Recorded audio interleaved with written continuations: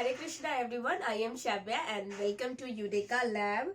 ये continuation video है। इससे पहले भी बहुत सारे पार्ट्स आ चुके हैं। अगर आप उस पार्ट्स को देख लेंगे तो आपके लिए बहुत बेहतर रहेगा, आप बहुत इजीली कनेक्ट कर पाएंगे। इसलिए मैं तो रिक्वेस्ट करूंगी कि आप उस वीडियोस को पहले देखें फिर इस वाली वीडियो पे आए। तो मैं कहाँ पे थी? मैं थी सोनार पे। तो सोनार क्या होता है, कैसे प्रोड्यूस होता है? ये है अल्ट्रासोनिक वेव, उससे क्रिएट होता है। और सोनार का फुल फॉर्म भी मैंने लास्ट क्लास में बताया था, जो कि होता है साउंड। एसओ क्या है? एसओ से साउंड आप ऐसे कनेक्ट कर सकते हैं, sound and sound navigation and ranging. Sound navigation, GATION, navigation and ranging.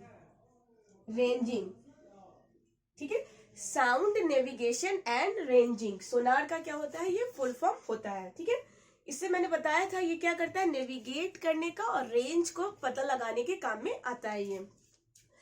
तो सोनार की हेल्प से हम लोग क्या कर सकते हैं, किसी भी समुद्र, सी का क्या हो सकता है, डेप्थ मतलब कितना गहरा है वो फाइंड आउट कर सकते हैं। और क्या कर सकते हैं, और कोई ऑब्जेक्ट का अगर पता लगाना है कि समुद्र में वो कहाँ पे है, वो लोकेट कहाँ पे है, उसको अगर लोकेट करना हो किसी भी समुद्र या फिर रिवर के अंदर, आपको किसी भी ऑब्जेक्ट का क्या करना हो, लोकेशन फाइंड आउट करना हो, उसके लिए भी हम सोनार का हेल्प करते हैं। सोनार मतलब अल्ट्रासोनिक वेव का यूज करते हैं, जिसका एक एप्लीकेशन है सोनार। और ये कौन यूज करते हैं सोनार? और बैट्स, मैंने बताया था चमगादड़, जो कि रात में उनको दिखाई नहीं देता है, और वो इसी का यूज करके क्या करते हैं, अपने प्रे और खाना और अपने रास्ता को क्या करते हैं, वो फाइंड आउट करते हैं, ढूंढते हैं, कम्युनिकेट करते हैं सोनार के हेल्प से।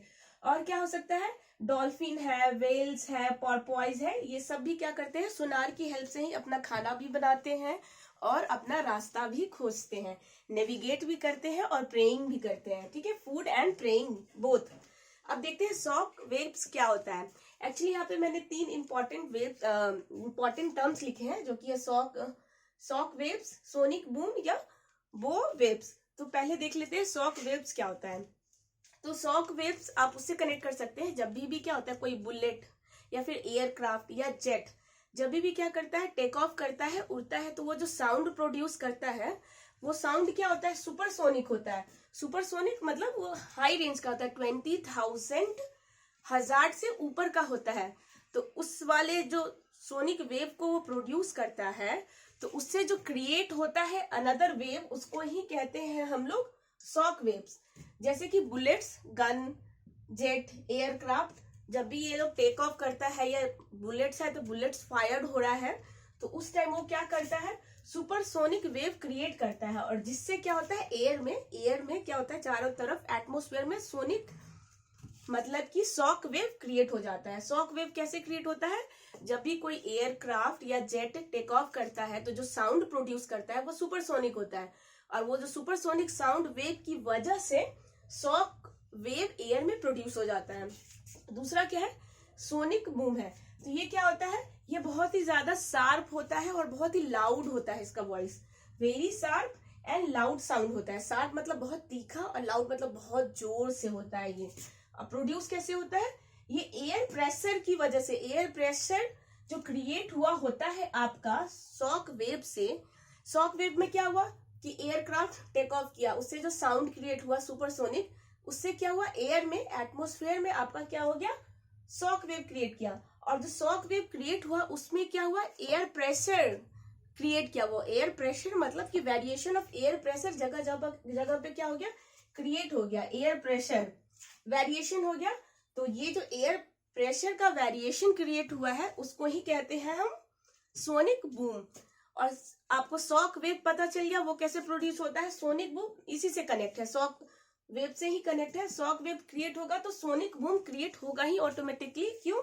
क्योंकि एयर प्रेशर में वेरिएशन आ जाता है, तो उसी एयर प्रेशर में जो वेरिएशन आया है उसको ही कहते हैं हम लोग सोनिक बूम, जो कि लिखा हुआ भी है, is a very sharp and loud sound produced due to the air pressure variation associated with sonic waves। ठीक है, वो वेव्स क्या होता है, तो वो वेव्स हो गया सिमिलर टू, वो वेव्स बिल्कुल शॉक वेव की तरह सिमिलर है। एक तरह से देखा जाए तो शॉक वेव ही इंपॉर्टेंट है, इससे ही ये दोनों लिंक है। ये होगा क्रिएट, तो ये ऑटोमेटिक क्रिएट हो जाएगा। Sonic wave, shock wave create होगा तो आपका सोनिक वेव ऑटोमेटिक क्रिएट होगा। एयर प्रेशर क्रिएट हो गया, उसी को कहते हैं क्या, sonic wave. Shock wave aircraft जो टेक ऑफ किया है उसके वॉइस से, उसके साउंड से। अब वो वेव्स क्या होता है, जैसे कि वो क्या हम लोग यहाँ पे शॉक वेव के बारे में बात कर रहे थे, तो वो हो रहा था एयरक्राफ्ट और जेट के बारे में। बट वो वेव्स क्या होता है, वो समुद्र में क्या होता है, जो बोट वगैरह होता है, नाव वगैरह होता है, उससे जो साउंड प्रोड्यूस होता है। तो एयर के लिए एयरक्राफ्ट था तो शॉक वेव क्रिएट हो गया। बट पानी में भी तो बड़े बड़े जहाज चलते हैं, उनका भी साउंड क्या होता है, बहुत तेज होता है, बहुत ही तेज। अब वैसा तेज जिसको सुपरसोनिक साउंड ही कहते हैं। तो सुपरसोनिक साउंड वेव जो क्रिएट हुआ है बाई बोट, जो कि समुद्र में चलते हैं, तो उसी को कहते हैं वो वेव्स। वो डाउन से आप याद कर सकते हैं, वो डाउन, वो वेव्स, ठीक है। Similar to the shock waves produced on the surface of water when a motor boat travel faster than the speed of sound. मतलब मोटर बोट कभी भी समुद्र पे, जो भी मोटर बोट अगर समुद्र में चल रहा है, समुद्र की सरफेस पे चल रहा है, उससे क्या हो गया, जो प्रोड्यूस हुआ है साउंड, उसी को कहते हैं वो वेव्स। और ये क्या होता है, वो ज्यादा होता है स्पीड ऑफ साउंड से, मतलब जो स्पीड ऑफ साउंड है उससे भी ज्यादा होता है वो वेव्स, जो कि मोटर जो नाव चलता है समुद्र वगैरह में, उससे क्रिएट होता है ये। अब देख लेते हैं सोनार। तो सोनार के बारे में तो बहुत अच्छी तरीके से जान गए कि सोनार क्या होता है, sound navigation and ranging. Supersonic wave है, बहुत सारे फीचर्स है, बैट है, चमगादड़ है, ये सब यूज करते हैं, ठीक है। इको तो आप बहुत अच्छे से जानते होंगे, अगर हिल स्टेशन वगैरह में जाते हैं तो वहां होता है ना, लोग जाते हैं वहां पे चिल्लाते हैं, हेलो, हाय हाय, रिया रिया, प्रेम प्रेम प्रेम प्रेम, तो गूंजता है ना, रिया रिया रिया रिया रिया रिया, ऐसे आता है ना, या प्रेम प्रेम, तुमको सुनाई दे रहा है, हाँ हाँ दे रहा है, ऐसे। तो उसी को कहते हैं इको। इको कैसे प्रोड्यूस होता है, जब कोई भी साउंड रिफ्लेक्ट करता है किसी भी ऑब्जेक्ट से, जो रिफ्लेक्टेड साउंड है, जो ऑब्जेक्ट से या फिर लिक्विड से टकराने के बाद हमारे कानों को जो सुनाई देता है, उसको ही कहते हैं इको। तो इको क्या होता है, इको के लिए एक क्या होता है, एरिया चाहिए जो थोड़ा बहुत क्या होता है, क्लोज्ड होता है। जैसे आप हिल स्टेशन पे जाते हैं तो वहां चारों तरफ पहाड़ तो होता है ना, ऐसा तो नहीं है ओपन होता है, तो चारों तरफ पहाड़ होता है, बड़ा बड़ा क्लिफ होता है, बहुत बड़ा बड़ा। आप जोर से बोलते हैं, यूं चिल्ला के बोलते हैं, तो आपका ही आवाज आपको फिर से सुनाई देता है, तो क्या कहते हैं, साउंड रिफ्लेक्ट करके आपको सुनाई दे रहा है। तो जो इको वाला जो यहाँ पे लॉ है, वही लॉ कौन सा लॉ है, light, reflected law of light. जो लाइट के लिए जो लॉ एप्लीकेबल होता है, लाइट के लिए क्या होता है कि रिफ्लेक्टेड इंसिडेंट रे और रिफ्लेक्टेड रे जो होता है वो क्या होता है, सेम मीडियम में ही ट्रेवल करता है। इंसिडेंट रे, ये रहा इंसिडेंट रे, और ये रहा नॉर्मल, और ये हो गया रिफ्लेक्टेड, ये हो गया इंसिडेंट, ये हो गया रिफ्लेक्टेड, ठीक है। तो इंसिडेंट लाइट आया, मीडियम पे टकराया, फिर रिफ्लेक्ट कर गया सेम मीडियम में। वैसे यहाँ पे भी इको के लिए सेम प्रिंसिपल अप्लाई होता है कि आप वॉइस आवाज निकालें, किसी ऑब्जेक्ट से टकराया, टकराने के बाद वापस वो आपको उसी मीडियम में सुनाई देता है। तो इको सेम वैसे ही काम करता है। रिवर्बरेशन क्या होता है, ये भी पूछ लिया जाता है।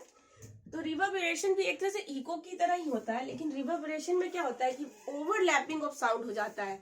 और ओवरलैपिंग ऑफ साउंड किस वजह से हो जाता है, अगर ऑब्जेक्ट बहुत ज्यादा हिंड्रेंस है, मतलब ऑब्जेक्ट बहुत सारा है बीच में, जैसे कि आप कहीं जा रहे हैं, ठीक है, तो एक रास्ता एकदम खाली है, आराम से गाड़ी था, आपका सराटे से निकल गया, ठीक है, और एक में बाप रे ट्रैफिक लगे जा रहा है, हर 2 मिनट पे रेड लाइट, हर 2 मिनट पे रेड लाइट या ट्रैफिक भरा हुआ है, कितना दिक्कत होता है ना, बहुत चिड़चिड़ा जाते हैं, बहुत इरिटेट हो जाते हैं, किसी को बहुत जल्दी होता है तो जा भी नहीं पाते हैं। और एक रास्ता वैसा है जो खाली है, बिल्कुल आराम से बैठे घर पहुंच गए, जहां जाना है वहां पहुंच गए। और एक रास्ता जहाँ पे बहुत हिंड्रेंस है, ट्रैफिक है, रेड लाइट आ रहा है, कभी ये हो गया, कभी पंचर हो गया, कभी ये है वो है। तो रिवर्बरेशन वैसा ही होता है कि साउंड क्या होगा, रिफ्लेक्ट करके आएगा, बट वो बहुत ओवरलैपिंग के बाद आएगा, मतलब उसके बीच में जो ऑब्जेक्ट्स है बहुत सारे हैं, उससे बहुत ज्यादा टकराने के बाद वो आपको सुनाई देता है। और रिवर्बरेशन का क्या होता है, आप एग्जाम्पल देख सकते हो ऑडिटोरियम में, ऑडिटोरियम जहाँ पे सेमिनार या फिर मीटिंग्स, कॉन्फ्रेंस कराए जाते हैं, तो वहाँ ऑडिटोरियम में चारों तरफ क्या होता है, रिवर्बरेशन का ही साउंड सुनाई देता है, जिसमें आपको लगेगा माइक से बोल रहे हैं तो आपको थोड़ा गूंजता हुआ लगेगा, इधर से भी आ रहा है थोड़ा सा, जैसे कि ऐसे हेलो हो ऐसे ऐसे आएगा, हेलो ऐसे सुनाई देगा, थोड़ा सा आपको लगेगा लंबे टाइम तक वो सुनाई दे रहा है वो वॉइस, उसी को कहते हैं। तो रिवर्बरेशन क्या हो गया, overlapping of sound caused bye multiple reflection, मतलब मल्टीपल रिफ्लेक्शन के बाद जो साउंड आपके कानों तक पहुंच के आ रहा है, रिफ्लेक्ट कर रहा है, उसी को कहते हैं रिवर्बरेशन। ये नॉर्मल इको से अलग होता है, ठीक है, नॉर्मल इको से रिवर्बरेशन अलग होता है, या बहुत बार ओवरलैप करने के बाद ये सुनाई देता है। रिवर्बरेशन को कैसे अवॉइड कर सकते हैं, मतलब अवॉइड मतलब इसको कैसे कम कर सकते हैं, खत्म कर सकते हैं। तो आप क्या कर सकते हैं कि सीलिंग या रूफ को क्या कर सकते हैं, एक मटेरियल से कवर करा सकते हैं, और वो मटेरियल कौन सा होता है, ठीक है, तो वो हो सकता है आपका compressed fire board, compressed fire board जो कि यहाँ लिखा हुआ है, आप उसको अप्लाई करा सकते हैं, अपने रूफ पे लगा सकते हैं या दीवालों पे लगा सकते हैं। ज्यादातर आप देखते भी होंगे, आप कॉलेज या फिर कोचिंग इंस्टीट्यूट वगैरह में देखते हैं कि अगर बहुत बड़ा सेमिनार हॉल है, कॉन्फ्रेंस हॉल है, तो सारा वुडन ब्लॉक लगा रहता है, क्यों, या फिर ऑनलाइन बहुत सारे यूट्यूब चैनल है जिसपे क्या होते हैं, टीचर्स पढ़ाते हैं, अगर उनका आप केबिन देखेंगे तो वही रहता है, साउंड प्रूफ रहता है ना, पूरा लगा हुआ रहता है, क्यों, ताकि आवाज उनको बहुत बार रिफ्लेक्टेड नहीं सुनाई दे, मतलब रिवर्बरेशन क्रिएट नहीं हो, आप एक नॉर्मल वॉइस जो बोल रहे हैं वही सुनाई दे, ऐसा नहीं कि रिपीटेड बार बार वो रिपीट हो रहा है, ऐसा नहीं। तो इसको अवॉइड करने के लिए आप क्या कर सकते हैं, कॉम्प्रेस्ड फायर बोर्ड यूज कर सकते हैं, चारों तरफ लगवा सकते हैं, या तो फिर छत पे लगवा सकते हैं, या क्या कर सकते हैं, रफ प्लास्टर ऑफ ड्रेपरीज, मतलब रफ प्लास्टर यूज कर सकते हैं, रफ प्लास्टर या फिर ड्रेपरीज का भी यूज आप कर सकते हैं टू अवॉइड क्या, रिवर्बरेशन। और रिवर्बरेशन का यूजेस और कहाँ पे होता है, ये नीचे वाला शायद आपको नहीं दिख रहा होगा, इसलिए मैं आपको वर्बली बता दे रही हूँ कि रिवर्बरेशन और कहाँ पे हम लोग सुनाई देता है या कहाँ पे हम लोग इसको देखते हैं। तो क्या होता है कि आप जब डॉक्टर के पास जाते होंगे तो डॉक्टर साहब सबसे पहले क्या करते हैं, आपका हार्ट बीट चेक करते हैं, सही से काम कर रहा है कि नहीं कर रहा है, ज्यादा धड़क रहा है या कम धड़क रहा है। तो उसके लिए तो स्टेथोस्कोप से डॉक्टर क्या करते हैं, चेक करते हैं, लगाते हैं कान में, फिर आपका आला से क्या करते हैं, जांच करते हैं कि इसका हार्ट वार्ट तो सही काम कर रहा है कि नहीं कर रहा है। तो उसमें भी क्या होता है, रिवर्बरेशन होता है, वो क्या होता है, बहुत बार मल्टीपल रिफ्लेक्शन के बाद साउंड क्रिएट होता है और वो आपके कानों पे, डॉक्टर के कानों पे सुनाई देता है, वहां भी ओवरलैपिंग ऑफ साउंड ही होता है, वो रिवर्बरेशन से ही क्रिएट हुआ होता है।